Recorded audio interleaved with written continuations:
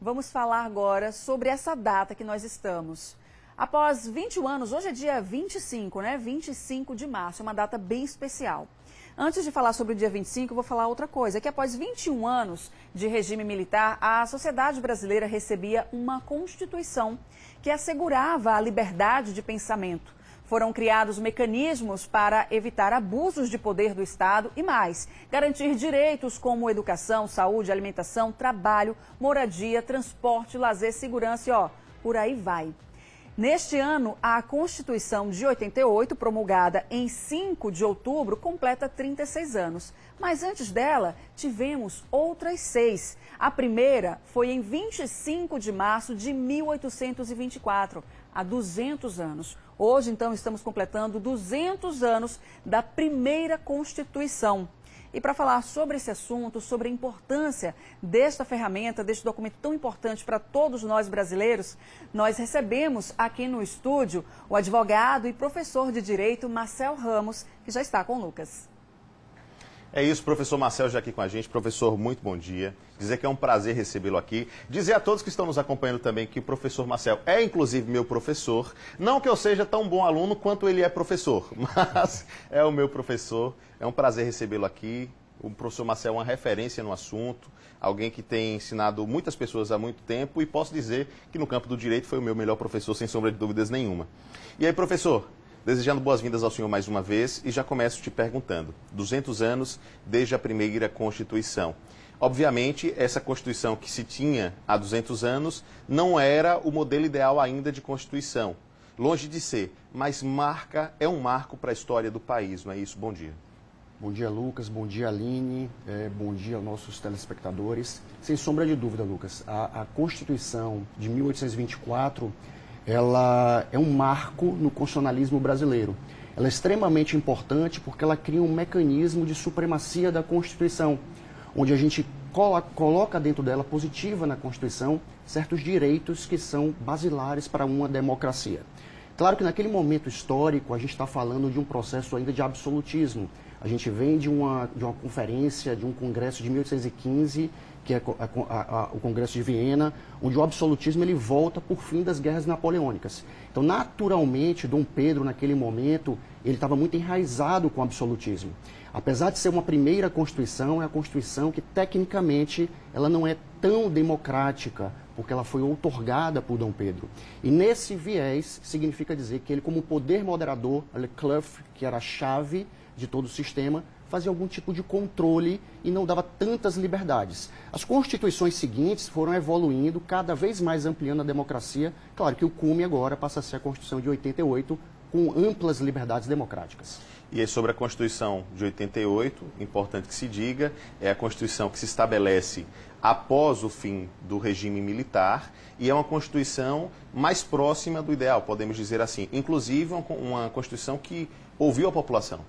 Não resta dúvida. Todas as constituições elas têm, de alguma forma, algo para contribuir com a sociedade.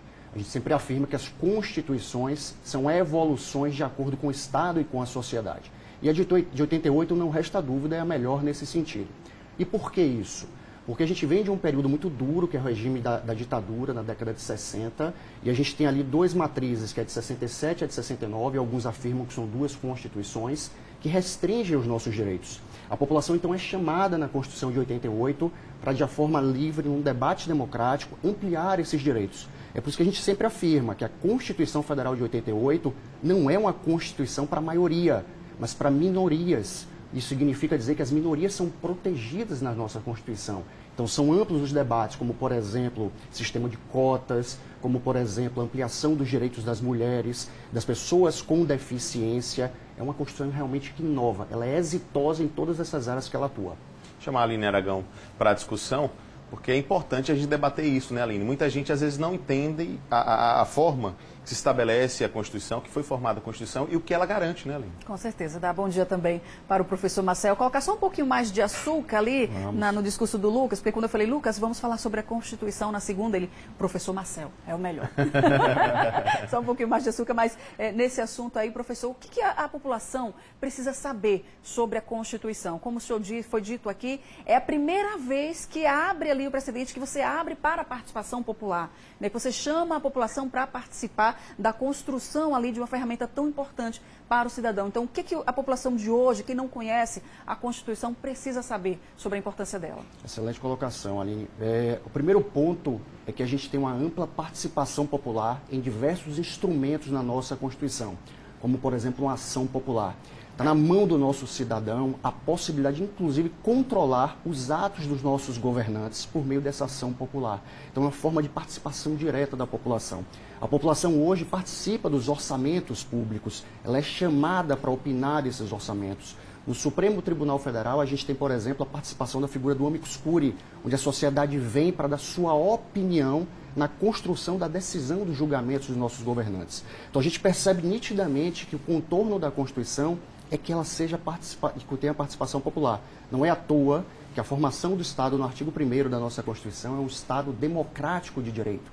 E o que significa essa expressão Estado democrático de direito? É que eu tenha ampla participação da população, seja inclusive com projetos de lei para poder normatizar o plano infraconstitucional. Então a população, sem sombra de dúvida, ela foi beneficiada com essa Constituição de 88.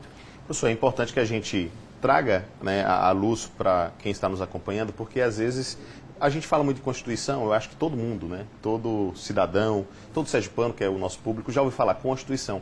Mas às vezes fica muito no campo de não entender exatamente o que é a Constituição. É bom que a gente explique, né, o que é a Constituição. E aí, claro, o senhor vai fazer isso bem melhor que eu, mas basicamente é uma lei geral, né, isso que a partir dela é que se define toda a legislação do país. É basicamente isso, professor? Exato, Lucas. A verdade, a Constituição está no ápice do ordenamento jurídico brasileiro. O que é que significa dizer? Ela é o norte para todos os instrumentos normativos, sejam os secundários ou terciários. O que é que significa dizer isso, Lucas? Que tudo no ordenamento jurídico tem que ser compatível com a Constituição.